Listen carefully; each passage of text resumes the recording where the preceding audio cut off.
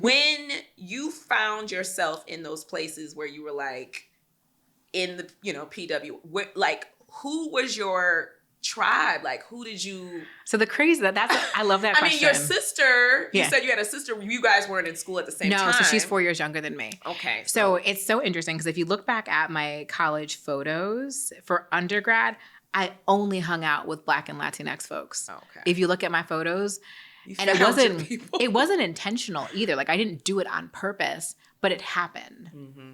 So I 100% found my people. Like I was in BSU. I worked at the athletic center.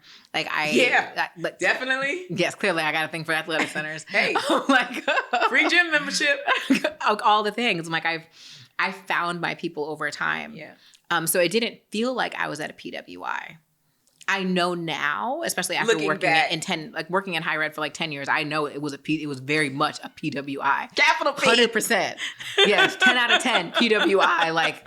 But my experience didn't feel that way. When I look back on my friends, the people I connected with, I would have thought I had my own experience. Yeah.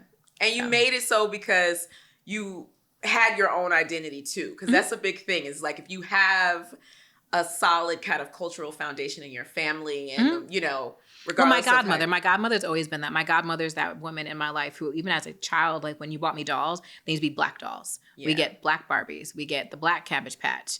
Like we get the Black History book. Like even in my bathroom right now, in my guest bathroom, I have a book on queens and it's all different hairstyles. I have that on my dining table. On my coffee table. I love it. All the things. My godmother was very much that force in making sure I understood Black history, Black culture, all the things. She was so big on that because she knew that I didn't have that in my hometown and I went to a PWI.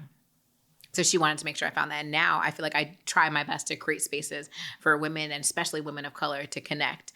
Because I always, authentically, I think it's probably one of my biggest regrets. I don't have a lot of them, but I think it's probably one of my biggest regrets that I wasn't bold enough when I graduated school to go to an HBCU. Like I went and I looked at Spelman too. Like I wanted to go, but I was just so afraid. And I didn't have an advocate in my corner who'd be like, girl, like you gonna be fine.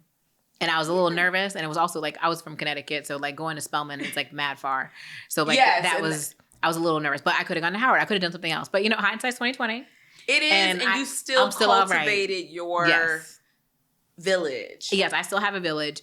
The whole thing. But I always wish. So that's why I'm like, what if I just get a little MBA? Just a little, maybe I get an executive MBA. But we gonna see. You just out here doing great things. So maybe they just throw a little honorary doctorate. That's what I'm saying. You go speak at commencement real fast. Exactly. I'm like, I'll manifest it that way. Howard, we're going to take that. Hashtag, can we, I would love it.